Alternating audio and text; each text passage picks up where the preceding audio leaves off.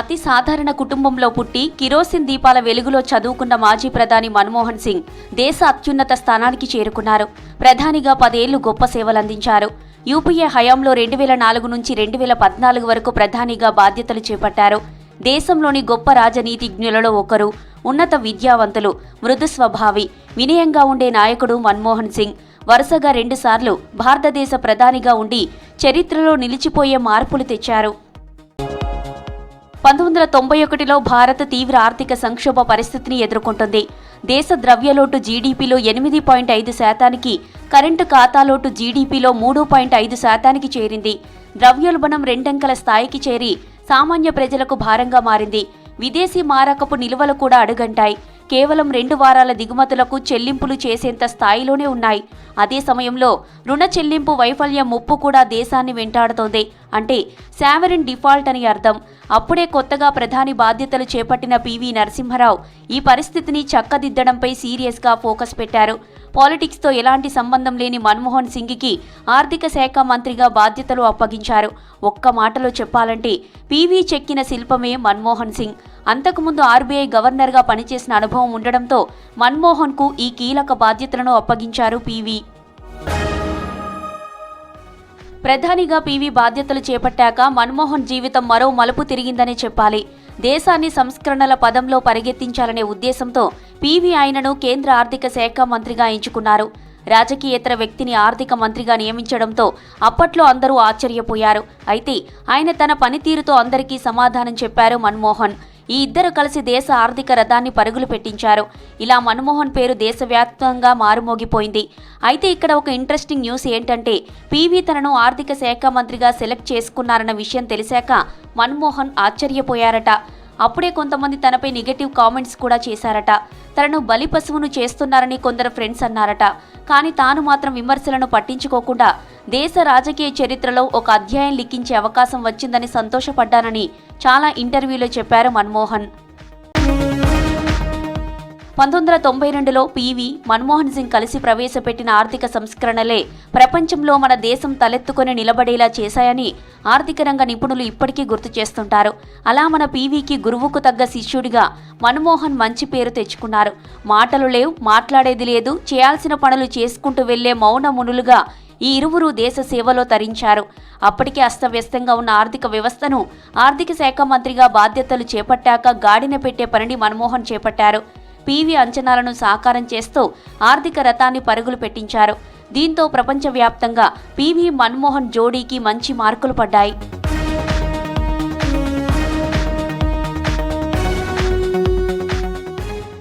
1991 July 24న ఆర్థిక శాఖ మంత్రిగా మన్మోహన్ తన తొలి బడ్జెట్ను పార్లమెంటులో ప్రవేశపెట్టారు. ఇండస్ట్రియల్ డెవలప్మెంట్కి ఎదురవుతున్న పలు ఇబ్బందులను తొలగిస్తూ కొత్త ఇండస్ట్రియల్ పాలసీని తీసుకొచ్చారు. పరిశ్రమలకు, విదేశీ పెట్టుబడులకు సంబంధించి అప్పటి వరకున్న లైసెన్స్ రాజ్ విధానాన్ని దూరం చేస్తూ కొన్ని కీలక మార్పులకు దీని ద్వారా శ్రీకారం చుట్టారు. అప్పటి వరకు చాలా రంగాల్లో ప్రభుత్వ రంగ గుత్తాధిపత్యానికి ఈ విధానం తెరదించింది. దేశ భద్రతను దృష్టిలో ఉంచుకొని కన్ను రంగాలకు మాత్రమే ప్రభుత్వ రంగ గుత్తాధిపత్యాన్ని పరిమితం చేశారు. ఆటోమేటిక్ పద్ధతిలో 51% వరకు విదేశీ ప్రత్యక్ష పెట్టుబడులకు అనుమతినిచ్చారు. అంతకుముందు ఈ పరిమితి 40%గా ఉండేది. ఇవే కాకుండా ఎగుమతులకు బూస్ట్ ఇచ్చేందుకు కొత్త వాణిజ్య విధానాన్ని కూడా ప్రవేశపెట్టారు. సులభతర వాణిజ్య విధానానికి కూడా అనేక చర్యలు తీసుకున్నారు.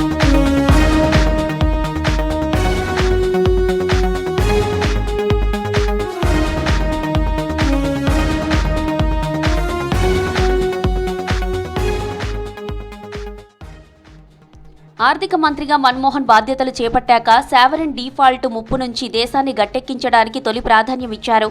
ఇందుకోసం తక్షణ చర్యలుగా 2 కీలక నిర్ణయాలు తీసుకున్నారు. అవి ఏంటంటే భారత ఎగుమతుల పోటీ సామర్థ్యాన్ని పెంచేందుకు రూపాయి మారకపు విలువను 2 దశల్లో తగ్గించారు. ముందుగా 1991 జూలై 1న ప్రధాన కరెన్సీలతో పోలిస్తే రూపాయి మారకపు విలువను దాదాపు 9%, ఆ తర్వాత మరో 2 రోజులకు 11% మేర తగ్గించారు. 1991 జూలై 4 నుంచి 18వ తేదీ వరకు 4 విడతల్లో భారత్ వద్ద ఉన్న పసిడి నిల్వలను బ్యాంక్ ఆఫ్ ఇంగ్లాండ్ వద్ద తనఖా పెట్టారు. దీని ద్వారా $400 మిలియన్ సమీకరించారు. ఇదంతా మన్మోహన్ దూరదృష్టితోనే సాధ్యమైంది. లేదంటే భారత్ అప్పట్లో మరిన్ని కష్టాలు ఎదుర్కోవలసి వచ్చేది. వాస్తవానికి బడ్జెట్ ప్రవేశపెట్టాల్సిన జూలై నాటికి భారత విదేశీ మారక ద్రవ్యం పూర్తిగా అడుగంటింది. దీంతో ఆ నెల ఆర్బీఐ తన వద్ద ఉన్న 41 టన్నుల బంగారాన్ని బ్యాంక్ ఆఫ్ ఇంగ్లాండ్ వద్ద కుదవపెట్టి విదేశీ మారక ద్రవ్యాన్ని తెచ్చుకుంది భారత్. ఇది కూడా కొన్నాళ్లు మాత్రమే దేశ అవసరాలు తీర్చగలదు. దీంతో పీవీ మన్మోహన్ జోడి వ్యతిరేకతను ఎదురీది దేశాన్ని సంక్షోభ సుడిగుండం నుంచి ఒడ్డుకు చేర్చింది. ఆనాడు ఆధునిక భారత్ను మేలిమలుపు తిప్పిన 1991 బడ్జెట్పై మన్మోహన్కు సొంత పార్టీ ఎంపీల నుంచి కూడా తీవ్ర వ్యతిరేకత ఎదురైంది. ముఖ్యంగా ఎరువులు, పెట్రోల్, ఎల్పీజీ ధరలను పెంచడం చాలా మంది ఎంపీలకు మింగుడు పడలేదు. కానీ మన్మోహన్ మాత్రం ఆ వ్యతిరేకతను చాలా కూల్గా ఎదుర్కొన్నారు. పార్టీ మీటింగ్లో నాటి ప్రధాని పీవీ కూడా సొంత పార్టీ ఎంపీలను ఒప్పించే బాధ్యతను మన్మోహన్పై వేసి మౌనంగా కూర్చున్నారు. మన్మోహన్ సొంత పార్టీ ఎంపీలను ఒప్పించి మెప్పించి ముందడుగు వేశారు. ఎట్టకేలకు ఆయన 1991 జూలై 24న ల్యాండ్ మార్క్ బడ్జెట్ను ప్రవేశపెట్టారు. అప్పటి వరకు అన్నింటినీ లైసెన్సులు తీసుకోవాలని అలవాటు చేసిన అధికారుల విధానాన్ని తొలగించకుండా మర్నాడు ముందస్తుగా ఎటువంటి షెడ్యూల్ లేకుండానే ఆయన ప్రెస్ కాన్ఫరెన్స్ పెట్టారు. తన బడ్జెట్లోని కీలక అంశాలను అందరికీ క్లారిటీ ఇచ్చారు. దానిని బడ్జెట్ విత్ హ్యూమన్ ఫేస్గా అభివర్ణించారు. తీవ్ర విమర్శల మధ్య కూడా ఎరువులు, పెట్రోల్, ఎల్పీజీ ధరల పెంపును సమర్థించారు. చివరకు సొంత పార్టీ ఎంపీలను శాంతపరిచేందుకు నాడు మన్మోహన్ ఎరువుల ధరల్లో స్వల్ప తగ్గింపును చేశారు. ఎల్పీజీ, పెట్రోల్ ధరల్లో మాత్రం అస్సలు రాజీ పడలేదు.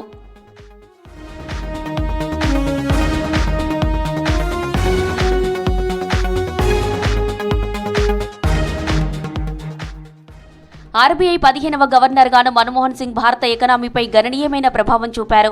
1980లో దేశ ద్రవ్యోల్బణం ఏకంగా 17% ఎగబాకింది.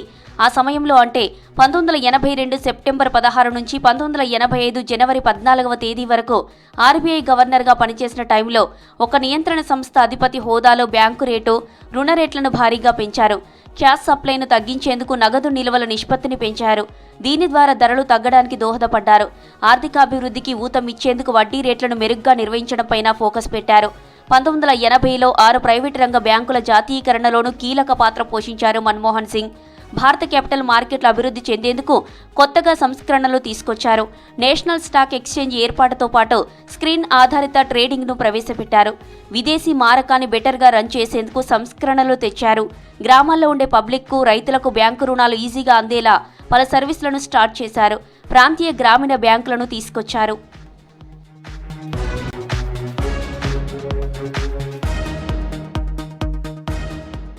గొప్ప రాజనీతిజ్ఞుడు, దూరదృష్టిగల ఆర్థికవేత్త అయిన మన్మోహన్ నాయకత్వం దేశ గమనాన్నే మార్చేసింది. ఆర్థిక మంత్రిగా ఎల్పీజీ సంస్కరణలు ప్రవేశపెట్టిన ఘనత ఆయనకే దక్కుతుంది. ఆయన ప్రధానమంత్రిగా ఉన్న సమయంలోనే మహాత్మాగాంధీ జాతీయ గ్రామీణ ఉపాధి హామీ చట్టం, సమాచార హక్కు చట్టం, విద్యా హక్కు చట్టం వంటి ఎన్నో సంస్కరణలను ప్రవేశపెట్టారు. ఇవి ఎంతో మంది జీవితాలను మార్చాయి. ఆయనకున్న జ్ఞానం, చిత్తశుద్ధి, ప్రజాసేవ చేయాలనే అంకితభావం ఆయన్ని గొప్ప వ్యక్తిగా మార్చాయి. దూరదృష్టితో కూడిన ఆర్థిక, సామాజిక విధానాలతో దేశాన్ని పునర్నిర్మించారు. దేశాన్ని ఈ స్థాయిలో ప్రభావితం చేసిన వారు చాలా తక్కువ మంది ఉన్నారని చెప్పొచ్చు. ఆర్థిక మంత్రిగా, ప్రధానమంత్రిగా ఉన్న సమయంలో ఆయన తీసుకున్న నిర్ణయాలు లక్షలాది మందికి ఉపయోగపడ్డాయి. సామాజిక న్యాయంపై లోతైన నిబద్ధత కలిగిన పాలన అందించారు. మన్మోహన్ సింగ్ కాస్త నెమ్మదైన మనిషే, కానీ దేశానికి సరికొత్త దశ, దిశ చూపిన ప్రధానమంత్రిగా చరిత్ర ఆయన్ను గుర్తుంచుకుంటుంది. ఎక్కడా పెద్దగా మాట్లాడకుండానే 2004 నుంచి 2014 వరకు దేశాన్ని ఆయన సమర్థంగా ముందుకు నడిపారు.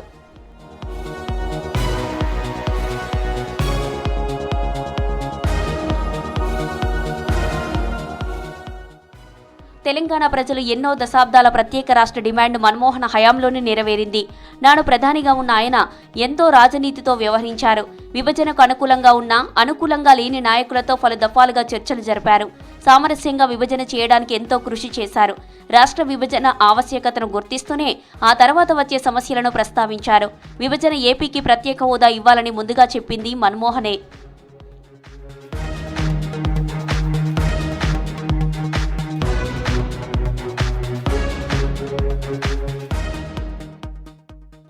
మన్మోహన్ హయాంలోనే మన దేశంలో 3G, 4G సేవల ప్రారంభంతో మొబైల్ సాంకేతిక విప్లవం మరింత స్పీడ్ అందుకుంది. ఆధార్ కార్డుల జారీ కూడా మన్మోహన్ హయాంలోనే మొదలైంది. మన్మోహన్ సర్కార్ గ్రామాల్లో ఉండే పేదలకు ఏడాదికి 100 రోజుల పనికి గ్యారంటీ కల్పిస్తూ ఉపాధి హామీ పథకాన్ని తీసుకొచ్చింది. ఈ పథకం ఇప్పటికీ కొనసాగుతుంది. లక్షల మందికి ఉపాధినిస్తుంది. వివిధ పథకాల కింద నగదు సాయాన్ని ఆధార్ అనుసంధానమైన లబ్ధిదారుల బ్యాంకు ఖాతాల్లోకి నేరుగా బదిలీ చేసే ప్రాసెస్ను స్టార్ట్ చేసింది మన్మోహన్ హయాంలోనే. ఇంకా చెప్పాలంటే చాలా ఉన్నాయి. ప్రైవేట్ స్కూళ్లలోనూ నిరుపేద విద్యార్థులు ఫ్రీగా చదువుకునేలా నిబంధనలు రూపొందించింది. సామాన్యుడి చేతికి పాసు పతాస్త్రం లాంటి సమాచార హక్కును అందించింది కూడా మన్మోహన్ హయాంలోనే. భూసేకరణ చట్టాన్ని ఆధునీకరించి అప్పట్లో మంచి పనే చేశారు మన్మోహన్. ప్రభుత్వ పథకాలు, మౌలిక వసతుల ప్రాజెక్టుల్లో భూములు కోల్పోయే రైతులకు అధిక నష్టపరిహారం, పునరావాసం అందించేలా మన్మోహన్ అనేక చర్యలు తీసుకున్నారు. అంతేకాదు, ఉగ్రవాదాన్ని అణచివేసేందుకు ఎన్ఐఏ సంస్థ మన్మోహన్ హయాంలోనే పురుడు పోసుకుంది. తన ప్రభుత్వానికి పూర్తిస్థాయి మెజారిటీ లేకున్నా రాజ్యసభలో మహిళా రిజర్వేషన్ బిల్లుకు మన్మోహన్ ఆమోదముద్ర వేశారు. అత్యంత వ్యూహాత్మకంగా తెలంగాణ బిల్లును ఉభయ సభల్లో గట్టెక్కించారు. ఢిల్లీ అంతర్జాతీయ విమానాశ్రయం ఆయన హయాంలోనే రూపుదిద్దుకుంది. ఢిల్లీకి జేవర్ ఎయిర్పోర్టుకు భూసేకరణ చేపట్టి పునాదులు వేశారు. దేశ రాజధానితో పాటు చాలా నగరాల్లో మెట్రో రైలును విస్తరించారు. మన్మోహన్ హయాంలోనే ప్రతిభా పాటిల్ రాష్ట్రపతి పీఠమెక్కారు. తొలిసారి ఒక మహిళను దేశ అత్యున్నత స్థానంలో కూర్చోబెట్టిన ఘనకీర్తి ఆయన సర్కారుదే. మన్మోహన్ హయాంలోనే సేల్స్ ట్యాక్స్ స్థానంలో వ్యాట్ ప్రవేశపెట్టారు. జీఎస్టీ విధానాన్ని తెరమీదకు తీసుకొచ్చి రాష్ట్రాల మధ్య సమన్వయ సాధనకు అనేక ప్రయత్నాలు ప్రారంభించారు. మన్మోహన్ ప్రభుత్వం గ్రామీణ ప్రాంతాల్లో వైద్య ఆరోగ్య సేవలకు సంబంధించిన మౌలిక వసతులు పెంపొందించడానికి నేషనల్ రూరల్ హెల్త్ మిషన్ను ప్రారంభించింది. పట్టణ ప్రాంతాల్లో మౌలిక వసతులు మెరుగుపరచడానికి జవహర్లాల్ నెహ్రూ అర్బన్ రెన్యూవల్ మిషన్ను ప్రారంభించి 7 ఏళ్లలో $20 బిలియన్ ఖర్చు చేసింది.